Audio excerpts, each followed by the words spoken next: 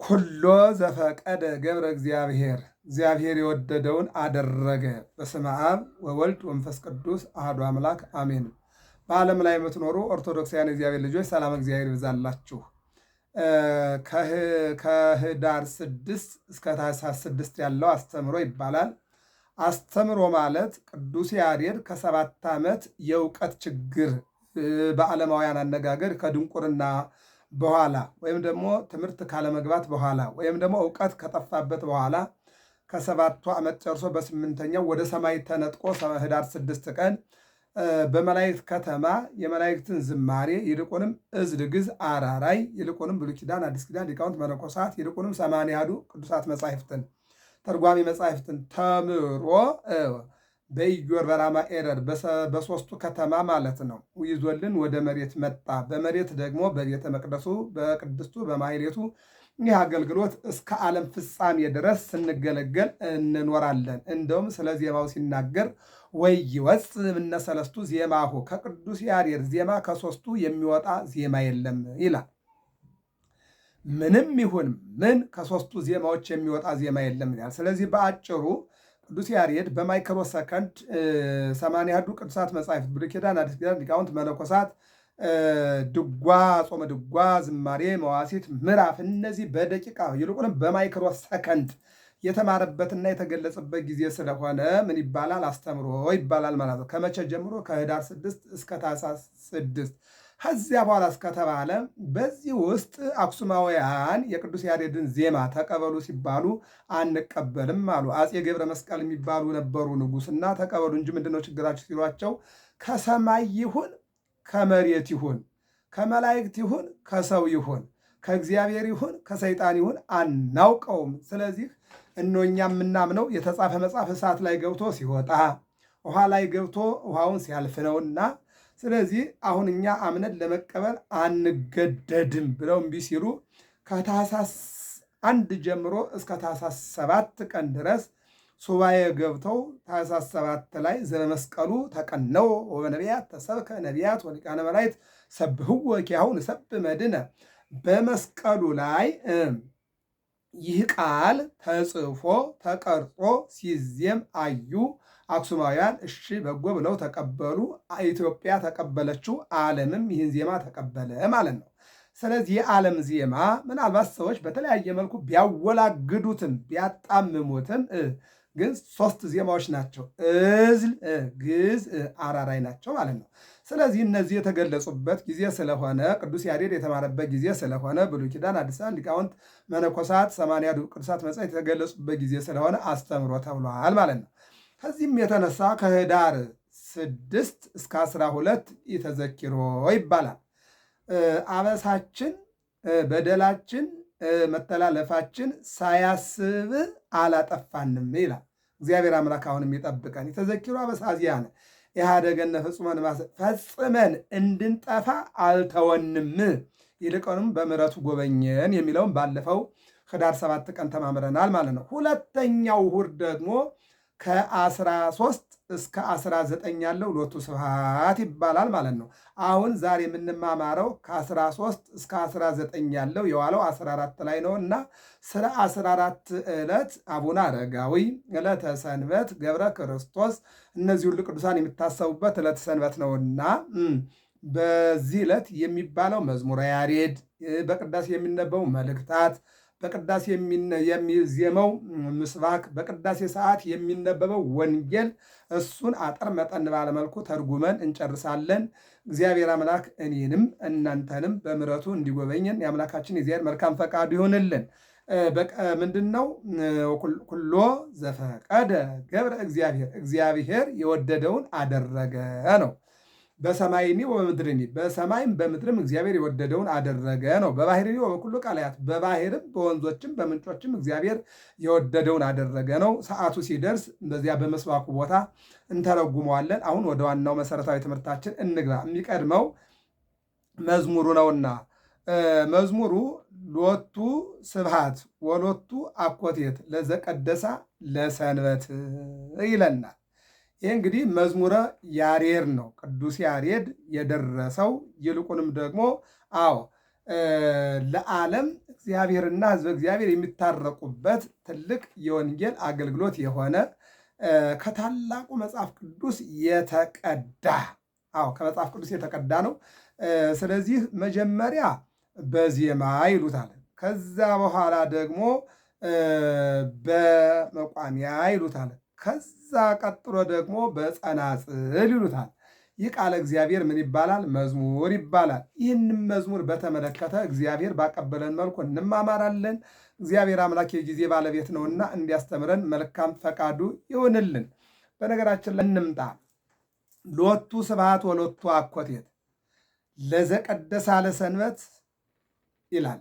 ሎቱ ስብሐት ወሎቱ አኮቴት ለዘቀደሳ ለሰንበት፣ ሰንበትን ላከበራት ለእርሱ ምስጋና ይገባል።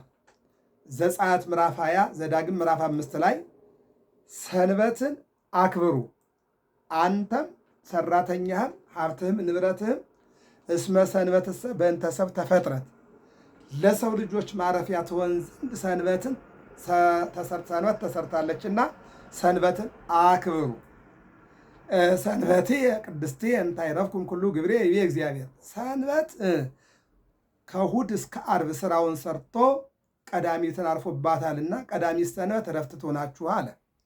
እሑድ ይህን ዓለም ካለመኖር ወደ መኖር አምጥቼ የዘረጋሁበት ስለሆነ አክብሩ። ሌላው ዓለሙ በአዳም ምክንያት ቢጠፋ ዓለሙን ለማዳን መጥቼ የተወለድኩበት ሰንበት ነውና ይህንን ሰንበት አክብሩ። ሌላው ሞቶ ተቀብሮ በዛው ይቀራል ብለው ጠላቶች ሲያስቡ በሦስተኛው ቀን ዓርብ ተሰቅዬ ተቀብሬ እሑድ ተነስቻለሁና የኔ ትንሣኤ የእናንተ ትንሣኤ ነውና ሰንበትን አክብሩ። ሌላው እነሆ ለሐዋርያት መንፈስ ቅዱስ የተላከበት ዕለት እሑድ ነውና ሰንበትን አክብሩ። የመጨረሻው ይህን ዓለም ካለመኖር ወደ መኖር አምጥቼ እንደዘረጋሁት ከመኖር ወደ አለመኖር የምጠቅልልበት ጊዜ ስለሆነ ሰንበትን አክብሩ። ይህ ነው። ሎቱ ስብሐት ወሎቱ አኮቴት ለዘቀደሳ ለሰንበት። ሰንበትን ላከበራት ለእርሱ ምስጋና ይገባል አለና አልቦ አመይሃሉ አልቦ አመይሃሉ ክርስቶስ ወልዶ እግዚአብሔር ይላል ቅዱስ ያሬድ። ምን አለ? በእርሱ አርአያና አምሳል ሰውን የፈጠረ የእግዚአብሔር ልጅ ክርስቶስ የሌለበት ጊዜ ያልነበረበት ዘመን የለም። ይሄ ነው እንግዲህ።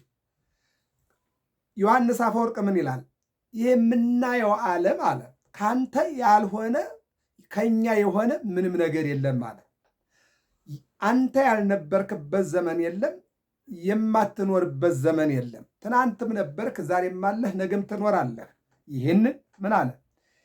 እነሆ በእርሱ አራያና አምሳል አለ ሰውን የፈጠረው የእግዚአብሔር ልጅ ክርስቶስ የሌለበት ጊዜ ያልነበረበት ዘመን የለም ይላል። ኦሪት ዘፍጥረት ምዕራፍ 1 ቁጥር 28 ላይ ንግበር ሰብአ በአርአያነ ወበአምሳሊነ፣ ሰውን ባሪያችን እንደ ምሳሌያችን እንፍጠር አለ። የእግዚአብሔር ልጅ የሰውን ልጅ የሰንበት ጌታ ነው። ዓለምን ካለመኖር ወደ መኖር አምጥቶ የፈጠረ ከመኖር ደግሞ ወደ አለመኖር የሚቀይር እሱ ነውና በእርሱ አርአያና አምሳል ሰውን የፈጠረው የእግዚአብሔር ልጅ ክርስቶስ የሌለበት ጊዜ ያልነበረበት ጊዜ የለም ይልና ዘገብሮ ለሰብእ አርአያ ዚአሁ ኩሉ ውስተ እዴሁ ውእቱ ይኮንን ሰማያተ ወምድረ ገብረ በከመ ፈቀደ አምላክ ወልደ እግዚአብሔር። ገብረ በከመ ፈቀደ አምላክ ወልደ እግዚአብሔር ይላል። ወደ አማርኛው ስንመልሰው ሁሉ በመሃል እጁ የተያዘ ነው፣ ሰማያትና ምድርን እርሱ ይገዛል። የሰው ልጅ የሆነው አምላክ የወደደውን ሁሉ ያደርጋል። ኩሉ ውእቱ ውስተ እዴሁ በከመ አርአያሁ ለጴጥሮስ፣ ጴጥሮስን እንዳሳየው አንድም ለጴጥሮስ እንዳሳየው ሁሉ በእጁ ሁሉ በመዳፉ ሁሉ በደጁ ነው ይለናል። እንመልሰው ሁሉ በመሃል እጁ የተያዘ ነውና ይላል። ይህንን ቅዱስ ጴጥሮስ በአንድ ወቅት እግዚአብሔርን አንድ ጥያቄ ጠየቀው። ምን አለ? ጌታ ሆይ አንድ ጥያቄ አለኝ፣ ይህን መልስልኝና ይበቃኛል አለው። ምንድን ነው አለው? የዓለምን ካርታ አሳየኝ አለው። አሁን የዓለም ካርታ ስንል የማዘጋጃ ቤት የወረቀት ጉዳይ አይደለም። የዓለምን ካርታ አሳየኝና ይበቃኛል ሲለው ሕፃናት እንደሚጫወቱበት ብይ መዳፉ ላይ የሆነች ነገር ይችናት የዓለም ካርታ አለው። ተደነቀና ቆም ሲል ጌታ እንዲህ አለው፣ ጴጥሮስ አለው። አቤት አለ። አመንክ አለው። አምኛለሁ አለ። አዎ ዓለም በእኔ መዳፍ ናት። አምነሃል? አምኛለሁ አለ። ካመንክ አንተ የት ነው ያለኸው አለው። እኔማ በአንተ መዳፍ ውስጥ እንደ ጫጩት እንጭል እንጭል እያልኩ ነው ያለሁት አለ። ክብርና ምስጋና ለመድኃኔዓለም ይሁን። አያችሁ፣ እስኪ አንድ ነገር እንነጋገር። ቅዱሱ እግዚአብሔርን መድኃኔ ዓለምን በድንግል ማርያም ጀርባ ከአረጋዊ ዮሴፍ ከቅድስት ሰሎሜ ጋር ግብፅ ለግብፅ ኢትዮጵያ ለኢትዮጵያ ያንከራተተው ማን ነው? ሄሮድስ አይደለም? ሄሮድስ ግን በእውነቱ ከሆነ ከማን ውስጥ ነበር? መድኃኔዓለም መዳፍ ውስጥ አልነበርም? አዎ መድኃኔዓለም መዳፍ ውስጥ ከሆነ ግን ሄሮድስን መግደል አይችልም ነበር? ማጥፋት አይችልም ነበር? ይችላል። ነገር ግን ምንድን ነው ከተባለ የመጣው ትንቢተ ነቢያትን ለመፈጸም ነው። ትንቢቱ ምን ይል ነበረ? ይወለዳል፣ ይሰደዳል፣ ይራባል፣ ይጠማል፣ ይመለሳል ከስደት፣ በናዝሬት ያድጋል፣ በ30 ዓመቱ ይጠመቃል፣ 3 ዓመት ከ6 ወር እየተዘዋወረ ያስተምራል፣ ባስተማረው ትምህርት በፈጸመው ተአምራት በቀራንዮ ተሰቅሎ ይሞታል፣ ይቀበራል፣ በሦስተኛው ቀን ይነሳል፣ በ40ኛው ቀን ወደ ሰማይ ያርጋል፣ በ50ኛው ቀን መንፈስ ቅዱስን ይልካል። ትንቢቱ ነው። የመጣው በሄሮድስ ሊሰደድ አይደለም። የመጣው ይሁዳ እንዲሸጠው አይደለም። የመጣው አይሁድ 6666 ግርፋት በኃይላቸው ተነስተው እንዲገርፉት አይደለም። የመጣው አይሁድ ሆምጣጤ እንዲያጠጡት አይደለም። የመጣው አይሁድ በ5 ሚስማር እንዲወጉት አይደለም። ለምንድን ነው የመጣው? ትንቢቱን ለመፈጸም ነው። ትንቢቱ ምን ይላል? ሆምጣጤ ይጠጣል፣ በ5 ሚስማር ይወጋል፣ ይቸነከራል፣ በአንድ ጦር ይወጋል፣ ብዙ ግርፋት ይገረፋል፣ ይወርቃል፣ ይነሳል። እንደውም በአጭር ሲጠቀለል የሰዎችን በደል ተሸክሞ ወደ መስቀል ይወጣል ነው ጥቅል ሐሳቡ። የዓለሙን በደል ተሸክሞ ወደ መስቀል ይወጣል። በመስቀል ላይ እሱ የሰዎችን ምን ይላል? በማወቅም ባለማወቅም ያደረጉትን ይቅር በላቸው ብሎ ይቅርታ ይጠይቃል ነው። እሱ በጠየቃት ቃል ከሲኦል ውስጥ የነበሩ ነፍሳት 5500 ዘመን በሲኦል ውስጥ የነበሩ ነፍሳት ወደ ገነት ይገባሉ። ሲኦል ባዶዋን ትቀራለች ነው። ክብርና ምስጋና ለመድኃኔዓለም። ይህንን ነው የሚናገረው። ስለዚህ ምን አለ? አንተ የት ነው ያለኸው ሲለው፣ በአንተ መዳፍ ውስጥ እንጭል እንጭል እያልኩ ነው ያለሁት። ስለዚህ ሄሮድስ አሳዶ ሳይሆን እነሆ መድኃኔዓለም ትንቢት ሊፈጽም ስለመጣ ትንቢቱን የመፈጸም ጉዳይ እንጂ የሄሮድስ የማሳደድ፣ የይሁዳ የመሸጥ፣ የለንጊኖስ የመውጋት፣ የአይሁድ ደግሞ የመቸንከር፣ የኒቆዲሞስና የዮሴፍ ደግሞ የመቅበር ጉዳይ አይደለም። የመጣው ትንቢት ለመፈጸም ነውና ትንቢቱን ለመፈጸም ነውና እኔና እናንተ በ8ኛው ሺህ ፍቅር ይጠፋል፣ ሰላም ይጠፋል፣ ሰዎች ራሳቸውን ይወዳሉ፣ ባለስልጣናቱ ራሳቸውን ይወዳሉ፣ ባለሀብቱ ራሱን ይወዳል። ሰው በቋንቋ፣ ሰው በተራራ፣ ሰው በወንዝ፣ ሰው በሜዳ፣ ሰው በመልኩ፣ ሰው በሚናገረው ነገር ሁሉ ዘረኛ፣ ጎጠኛ ይሆናል። እያንዳንዱ መንደር ውስጥ ተወሽቆ እግዚአብሔርንም ሕዝብንም ያሳዝናል የሚባለው ትንቢት መፈጸሚያ ከመሆን እግዚአብሔር ይሰውረን። ብዙዎቹ የዚህ መሰወሪያ ሆነዋል። ምክንያቱም ዛሬ ወንዱና ሴቱ የማይታወቅበት፣ ገዳዩና ተገዳዩ፣ ራብተኛውና ደስተኛው፣ መከራ የበዛበት ሁሉ የማይለይበት ዘመን፣ ስደት የበዛበት ዘመን፣ ከቤት ይልቅ ድንኳን የበዛበት ዘመን፣ ሰው ከቤቱ ይልቅ ጫካ የሚያድርበት ዘመን፣ ይልቁንም አንዱ በይ አንዱ ተመልካች፣ አንዱ ገዳይ ሁለተኛው ተገዳይ፣ አንዱ አሳዳጅ ሌላኛው ተሰዳጅ የሆነበት ዘመን። ይህ ዘመን የትንቢት መፈጸሚያ ነውና ከዚህ ዘመን እግዚአብሔር ሁላችንን የሚሰውረን። እንግዲህ በአጭሩ ወንጌሉ የተነገረው ወይም ደግሞ እሁድ የሚነበበው ወንጌል ላይ ከመሄዳችን በፊት ያቀረብነው መዝሙረ ያሬድ ነው። መዝሙረ ያሬድ እንግዲህ የሚለው ሎቱ ስብሐት ወሎቱ አኮቴት ይህንን ነውና ሲጨርስ ምንድነው ያለው? እግዚአብሔር የወደደውን ሁሉ አደረገ ነው። ወይም እግዚአብሔር የወደደውን ያደርጋል ነው። አሁንም ቢሆን በኢትዮጵያ በሀገራችን እግዚአብሔር የወደደውን ያድርግ። እግዚአብሔር የሚወደው ሰላም ነው። እግዚአብሔር የሚወደው ፍቅር ነው። እግዚአብሔር የሚወደው ይቅርታ ነው። እግዚአብሔር የሚወደው ሁሉ አብሮ እንዲኖር ነው። አንዱ በአንዱ ላይ እንዳይጨክን ነው። ሁሉም በሰላም እንዲኖር ነውና በይቅርታ እንዲኖር ነውና ሰው የወደደውን ካልነው ከመግደልና ከማሳደድ ከመሸጥና ከመሻሻጥ አያልፍም። የእግዚአብሔር መውደድ ግን የኛ ሰላም፣ የኛ ፍቅር፣ የኛ ይቅርታ ነውና እግዚአብሔር የወደደውን ያድርግልን ብለን መዝሙረ ያሬዱን እንጨርሳለን። ቀጥሎ ያለው ወደ ቅዳሴው መልእክታት እንሂድ። የቅዳሴው መልእክት ቆላሲስ 1:12 እስከ ፍጻሜ ያለው ነው። አንድ ነጥብ ብቻ እንፈልግ። ምን ይላል? ሰው ሁሉ በእርሱና ለእሱ ተፈጥሯል፣ እርሱም ከሁሉ በፊት ነው ይላል። አያችሁ፣ ሰው ሁሉ በእርሱ ለእርሱ ተፈጥሯል። በማን በእግዚአብሔር ተፈጥሯል። የተፈጠረውም ለእግዚአብሔር ነው። እርሱ ደግሞ ከሁሉ በፊት ነበረ ይላል። አየው፣ ከሁሉ በፊት የነበረ እግዚአብሔር ሰውን በእርሱ ፈጠረው። የፈጠረውም ለእርሱ ነው የፈጠረው። አያችሁ፣ ለዚህ ነው በዋጋ ተገዝታችኋል፣ የራሳችሁ አይደላችሁም።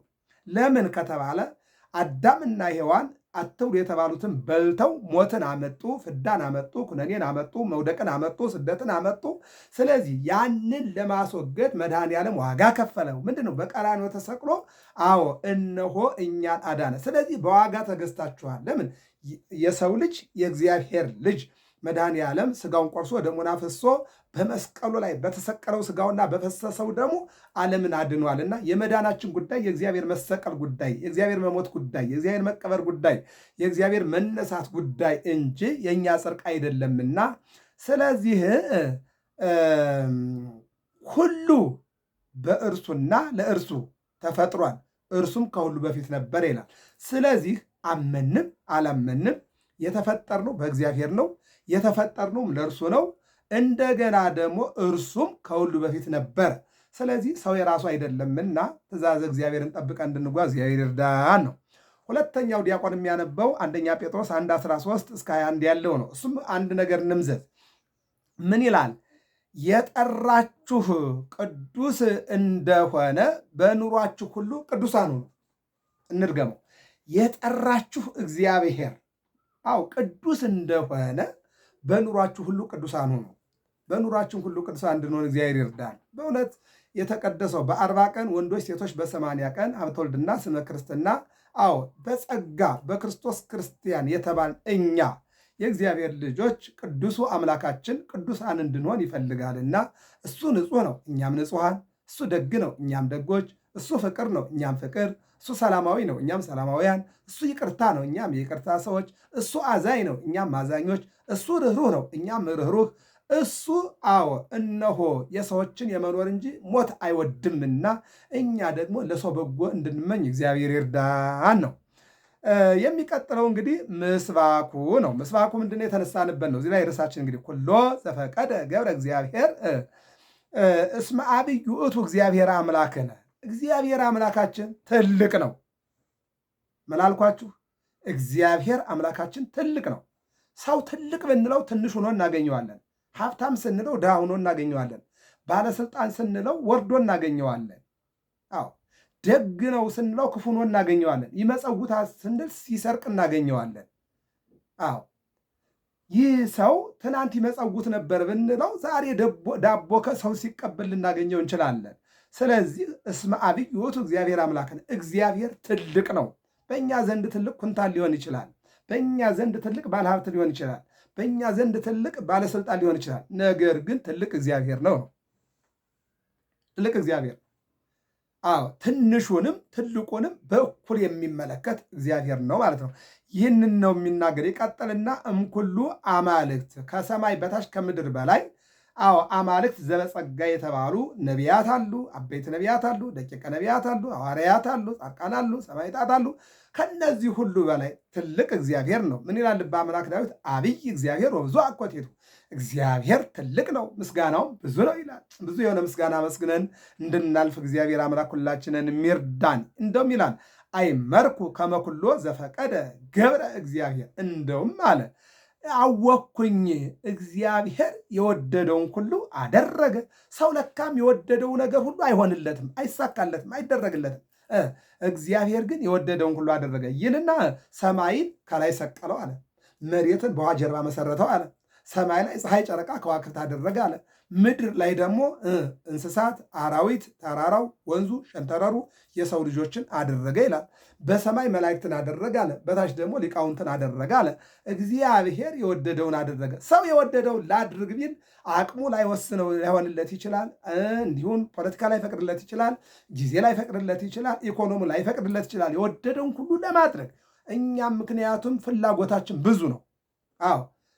ትንሽ መኪና ያለው ሰው ትልቅ ይመኛል። ትልቅ ያለው ደግሞ አውሮፕላን ይመኛል። የሰው እንደዚህ ነው ማለት ነው። ስለዚህ ምኞታችን ፍላጎታችን ብዙ ስለሆነ እነሆ የፈለግነውና ያሰብነው ነገር ሁሉ አይሳካም።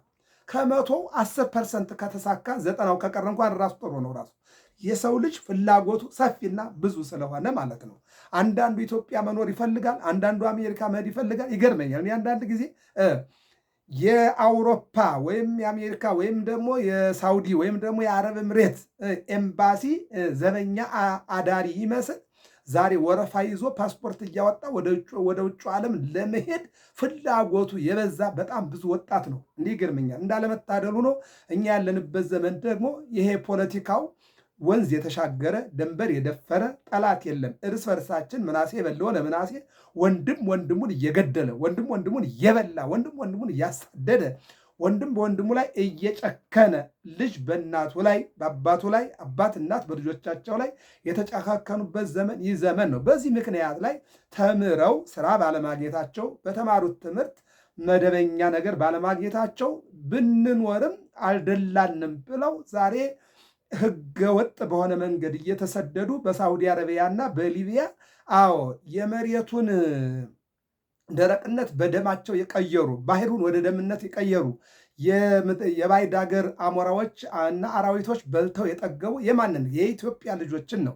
ለምን ከተባለ እነሆ ተምሮ ጨርሶ ስራ አለማግኘት፣ ይልቁንም ደግሞ በሀገር ላይ እንደ ልብ መኖር አለመቻል፣ እንደፈለገ ወጦ እንደፈለገ ገብቶ መኖር አለመቻል፣ ተስፋ የቆረጠ ትውልድ ዛሬ ወጣቶች አይደለም አረጋውያን ጭምር ሳይቀሩ ፍልሰቱ ስደቱ በሀገራችን ላይ በስቷልና እግዚአብሔር አምላክ ይችን ሀገር ኢትዮጵያን ይቅር ይበላት ይማራት ነው። ይቀጥልና ምን ይላል? በሰማይኒ ወበምድርኒም በሰማይም በምድርም በምልአት ያለ እግዚአብሔር ማንም የለም። በሰማይም ያለ እግዚአብሔር ነው፣ በምድርም ያለ እግዚአብሔር ነው። ስለዚህ በሰማይም በምድርም በምልአት ያለ እግዚአብሔር ነው። አንድም ሰማይን ምድርን የፈጠረ እግዚአብሔር ነው። አንድም በሰማይ ባሉ መላእክት በምድራውያን ደቂቀ አዳም የሚመሰገን እግዚአብሔር ነው። አንድም በ20 ዓለማት ውስጥ የሚመሰገን እግዚአብሔር ነው። በሌላ መልኩ ዓለማትን ይጠቀልላቸዋል። ዓለማት የማይጠቀልሉት እግዚአብሔር ነው የሚለውን ይተረጉማል ማለት ነው። በባሕርኒ ወበኩሉ ቃላያት በባሕርም በቃላያትም ያለውን ሁሉ ፈጠረ። አንድም ይህን ሁሉ ፈጠረ ይላል። ምን ማለት ነው? በሰማይ ከዋክብትን፣ ጨረቃ፣ ፀሐይን፣ በምድር የሰው ልጆችን አራዊትን፣ እንደገና በውሃው ውስጥ ደግሞ አሳውን፣ አሳ አንበሪውን፣ አዞውን፣ ጉማሬውን የፈጠረ ማን ነው? እግዚአብሔር ነው።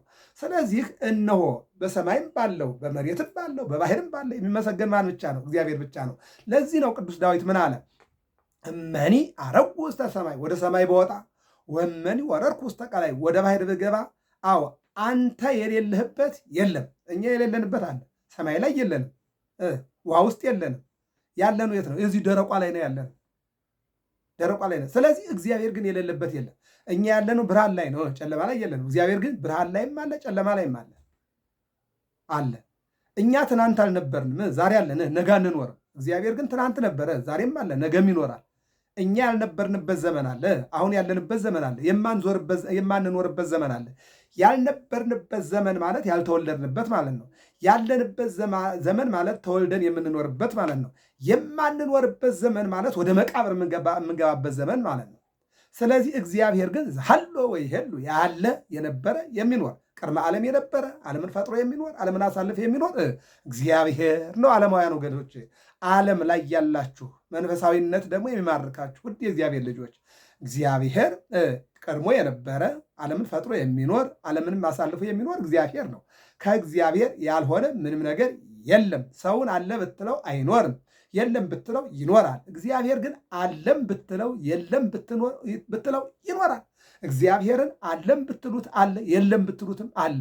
ሰው ግን አለ ብትሉት የለም፣ የለም ብትሉት ደግሞ ሊኖር ይችላል። እግዚአብሔር ግን የለም ብንለውም አለ ብንለውም የሚኖር እግዚአብሔር ብቻ ነው። ክብርና ምስጋና ለስሙ ይሁን የሚለውን ነው የምናገረው። ከዚህ ሲጠቀለል እንግዲህ የምንሄደው ይሄ መዝሙር 134 ቁጥር 6 ላይ መዝሙሩ የተነሳንበት ነው። አሁን የዕለቱ ወንጌል ነው። እሷን ተናግረን እንጨርሳለን። እግዚአብሔር አምላክ ሁላችንንም ይባርከን። የዮሐንስ ወንጌል ምዕራፍ 5 ከቁጥር 16 እስከ 28 ያለው ነው የዕለቱ ወንጌል። በነገራችን ላይ ሲጠቀለል የመጀመሪያው የዮሐንስ ወንጌል ምዕራፍ 1 ላይ 5 እርከኖች ወይም 5 በሮች ያላት አንዲት መጠመቂያ ቦታ ነበረች ይልና በአምስቱ መጠመቂያ አንድም በ5 እርከኖች ወይም በሌላ መልኩ በ5 በሮች 5 አይነት ደካሞች ነበሩ ይላል። መሬት ላይ የተድበለበሉ ሁለተኛ ላይ አይነ ስውራን፣ ሶስተኛ ላይ ለምጻም፣ አራተኛ ላይ ጆሯቸው የማይሰማ፣ አምስተኛ ላይ ደግሞ ተኝተው የማይነሱ 5 አይነት በሽተኞች ነበሩ። በዚያን ወቅት በሳምንት አንድ ቀን ቅዳሜ ብቻ የእግዚአብሔር መልአክ ከሰማይ ይወርዳል፣ ውሃውን ይባርካል፣ ጸበል ይሆናል። ቀድሞ የገባ በሳምንት አንድ ቀን አንድ ሰው ብቻ ይፈወስ ነበረ። በዚህን ጊዜ ነው ጌታችን መድኃኒታችን ኢየሱስ ክርስቶስ በቀዳሚ ሰንበት መጣና መጻጉዕ የተባለ ሰው 38 ዓመት ሙሉ ባልጋ ላይ ተኝቶ ሲኖር ሄደና መዳን ትፈልጋለህ ወይ አለው። ሰው የለኝም አለ። እግዚአብሔር ሊያድነው መጥቶ እሱ ግን ዘረኛ ሆነ። ምን አለ? ሰው የለኝም አለ። አዎ ጌታ ግን ምን አለው? አሁን ያልኩ መዳን ትፈልጋለህ ወይ አለው። ይሄ ለምን አስፈለገ ከተባለ ቀራንዮ ላይ በሰንበት አዳነኝ ሰንበትን ሽሮ ብሎ በጥፊ የሚመታው ነውና እግዚአብሔር ያንን ስለሚያውቅ በባህሪው በዚያን ጊዜ ሰንበትን ሳያስፈቅደኝ ሳይጠይቀኝ ሰንበትን ሽሮ አዳነኝ ብሎ በጥፊ መጥቶ ምክንያት እንዳይፈጥር መዳን ትፈልጋለህ ወይ አለው። አዎ ፈልጋለሁ አለ። አሁን ፈቃዱን ገለጠ ማለት ነው። አሁን ዓለም ችግሩ ሰው በማንኛውም ይሁን ፈቃዱ መነገር አለበት። ለመዳንም ለመብላት አሁን ምግብ ቤት እኮ ሄደን እኮ ምን አይነት ምግብ ነው ማዝልህ ይቀርባል አይደለ? ማኖ ይቀርባል ማየት ነው። ይህን ነው የምፈልገው ነው ምንድነው አይደለ? አዎ አንተ ያልፈለግከው አንቺ ያልፈለግሽው እናንተ ያልፈለጋችሁት ምግብ አይቀርብም። አዎ የምትፈልገውን ነው የምትጠይቀው። የምትፈልገውና በአንድ ትልቅ ድግስ ውስጥ ገብተህ ብፌ ስለተዘጋጀ 150 አይነት ቢቀር 150ውን አትበላው፣ የምትወደውን ነው የምትበላው። ስለዚህ ምን አለው? መዳን ትፈልጋለህ ወይ ሲለው አዎ እፈልጋለሁ አለ። ፈቃዱን ገለጸ ማለት ነው። እንግዲህ ከዚህ በኋላ ተንስ ንሳ አራተከ፣ አልጋህን ተሸክመህ ተነስ አለው። በ38 ዓመት አየው። ተንሳ ነሳ አራቶ አይቶ ቤቶ ውቱ መጻግዕ፣ አልጋውን ተሸክሞ ተነስቶ ወደ ቤቱ ገባ። በየሆስፒታሉ በየጸበሉ በየመንገዱ የወደቁ ወገኖቻችን መድኃኔዓለም ተነሱ ይበልልን። መዳንን ፈልገው ከመድኃኒት ጋር የሚታገሉ፣ መዳንን ፈልገው ከጸበል ጋር የሚታገሉ፣ መዳንን ፈልገው በየሜዳው መዳን እየፈለጉ የሚያሳክማቸው የሚረዳቸው አጥተው ከአሞራ ጋርና ከጅብ ጋር ከአራዊት ጋር የሚታገሉ ወገኖቻችን መድኃኔዓለም በቸርነቱ ይጎብኝልን። መዳን ትፈልጋለሁ ያለው እፈልጋለሁ፣ ነገር ግን ማን ያድነኛለሁ? ተነስና ሄዳል። ተነስቶ ሄደ ነው። ይሄ ነው ወንጌል የመጀመሪያው። ስለዚህ ይላል የዛሬው ወንጌል። ስለዚህ አንድም በዚህ ምክንያት ይላል፣ በሌላ መልኩ ይህን ስላደረገ ይላል። ይህን ስላደረገ አይሁድ ኢየሱስን ያሳድዱት ነበር፣ ሊገሉትም ይፈልጉት ነበረ። የነገው ወንጌል የሚጀምረው እዚህ ላይ ነው። እንግዲህ ግን ነገርን ከስሩ ውሃን ከጥሩ ስለሚሉ ጀምረን ጨርሰው ብዬ ነው። ምን ይላል? ስለዚህም ወይም ይህን ስላደረገ አይሁድ ኢየሱስን ያሳድዱት ወይም ደግሞ ሊገሉት ይፈልጉ ነበር አለ። ምን ስላደረገ? እነዚህን 1-4 ነገሮች እንውሰድ። አንደኛው አሁን ያልነውን በሰንበት 38 ዓመት ካልጋ ላይ ተኝቶ የነበረውን ሰውዬ ተነሳና አልጋህን ተሸክመ ሂድ ስላለ በሰንበትን ሻርክ አሉት። እሱ ግን በማቴዎስ ወንጌል ምዕራፍ 12 ላይ እንደምንመለከተው ወደ ቤተ መቅደስ ገባና ቁጥር 9 ላይ አዳራሽ ገባና ሲቆም መጠው በጎ ነገር ማድረግ ተፈቅዷል ወይ? በሰንበት ማድረግ የተፈቀደው ምንድን ነው አሉና እነሆ ጥያቄ ጠየቁት ይላል። እሱ ግን ምን አለ? በሰንበት መልካም ነገር ማድረግ ተፈቅዷል አለና መለሰላቸው።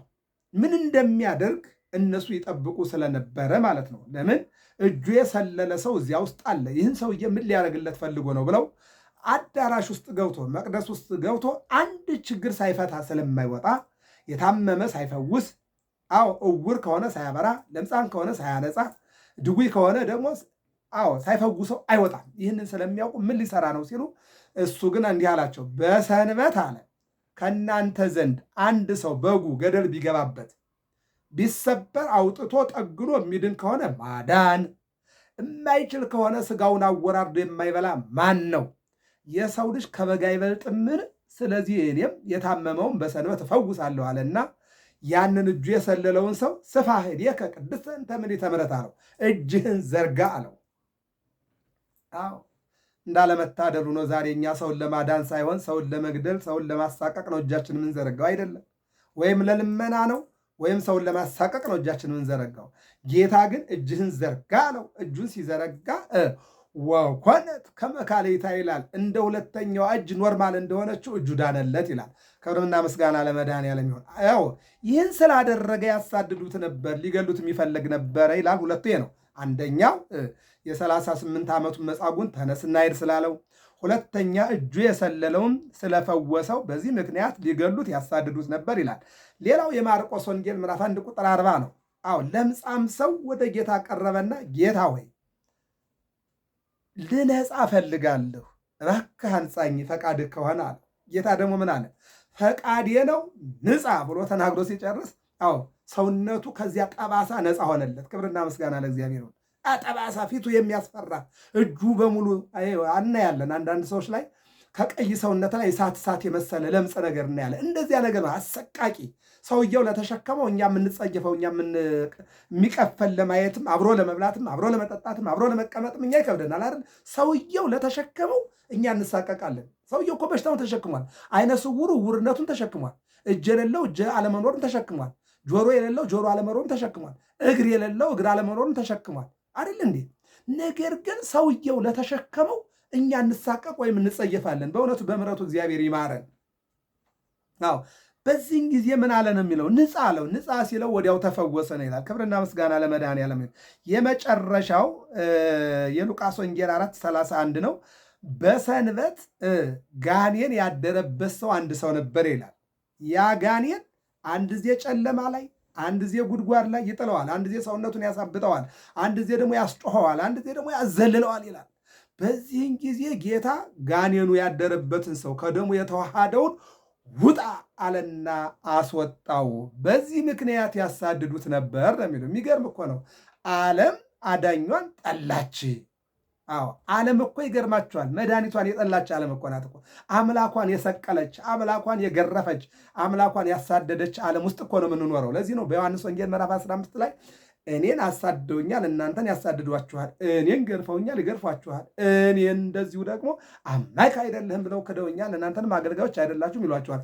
ይልቁንም አዎ በእኔ ላይ መከራ በዝተዋልና በእናንተ ላይ መከራ ያበዛሉ ብሎ ያለው ጌታ ለዚህ ነው። እሺ ትምህርታችን እንጠቅለው ከዚህ በኋላ እሱ ግን ምን አላቸው? አባቴ ትናንት ይሰራል እኔም እሰራለሁ አለና አንድ ጥቅስ አመጣላቸው። ቅድም ያልነውን ነው። አባቴ ብሉይ ኪዳን ያው ቅዳሜ አንድ ብቻ ነው የሚፈወሰው የነበረውና አባቴ በሳምንት አንድ ቀን ቅዳሜ አንድ ሰው ብቻ ያድን ነበር አለ። እኔ ደግሞ ዛሬ አደርጋለሁ አለ። አባቴ ሲሰራ ያየሁትን እኔም እሰራለሁ አለ። አየሁ ወዳጄ፣ ዛሬ በየአብያተ ክርስቲያናቱ ጸበሉ የምትጠመቀው በብሉይ ኪዳን እግዚአብሔር አብ ቅዳሜ አው በመላእክቱ አድሮ አንዳንድ ድውይ ይፈውስ ነበረ።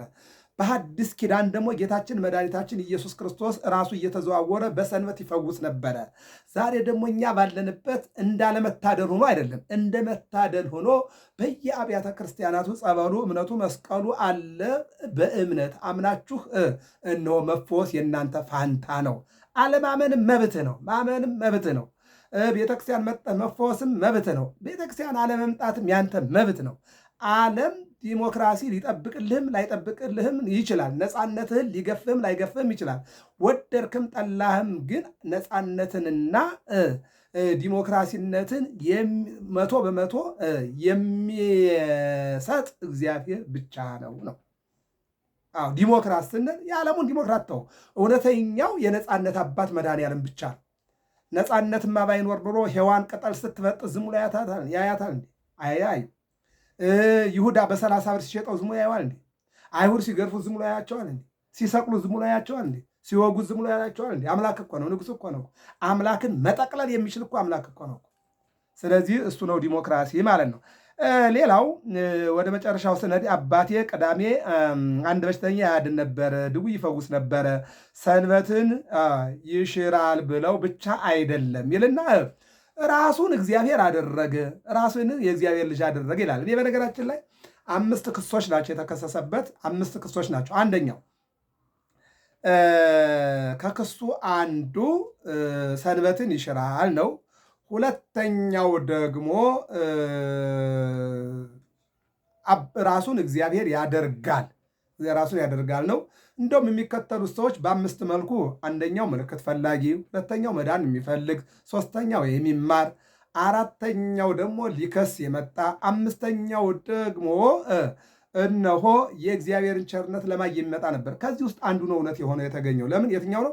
ራሱን የእግዚአብሔር ልጅ ነውና ብለው መልኩን ለማየት ይጋፉ የነበሩት ናቸው የሚታዩት ከዚህ ላይ ማለት ነው።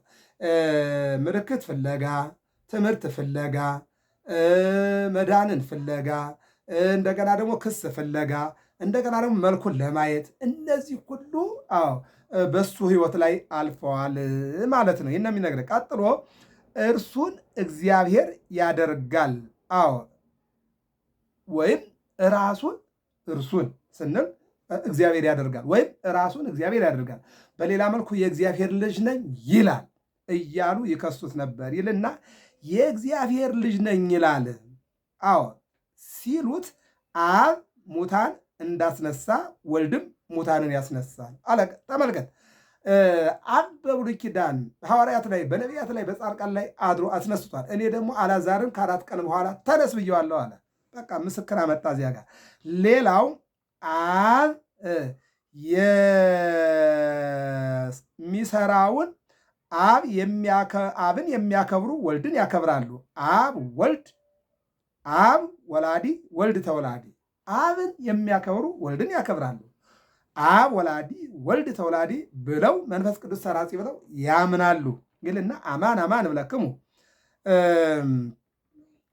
ዘይሰምዕ ቃልየ ወየአምን በዘፈንወኒ ይረክብ ሕይወተ ዘለዓለም።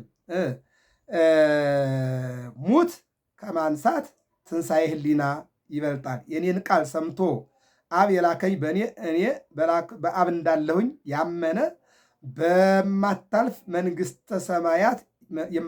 መንግሥተ ሰማያትን ይወርሳል፣ ወደ ገሃነም አይሄድም፣ ከሞት ወደ ሕይወት ይዛወራል ካለ በኋላ ከትንሣኤ ሕሊና ትንሣኤ ልቡና አይበልጥምን? ጊዜው እንደደረሰ እነግራቸዋለሁ። ለሕይወት የባህሪ እንደሆነ አንድም ለአብ ሕይወት የባህሪ እንደሆነ ሕይወት እንዳለው ለወልድም አለው። ወሃቦ ስልጣንንም ሰጥቶታል። ኩሎ ዘፈቀደ ገብረ እግዚአብሔር የወደደውን አደረገ። ገብረ መስቀል ሚዲያ ነው። ሰብስክራይብ ላይክ አድርጉ። ሰላም እግዚአብሔር ከሁላችን ጋር ይሁን። መልካም ሰንበት፣ መልካም ጊዜ፣ መልካም በዓል ይሁንልን። ሀገራችን ኢትዮጵያን ሰላም ያደርግልን። የታሰሩት እንዲፈቱ፣ የተሰደዱት እንዲመለሱ፣ የተራቡት እንዲጠግቡ፣ የወደቁ ተነስተው እንዲያከብሩ የእሱ ቸርነት ይሁንልን። ወስብሐት ለእግዚአብሔር።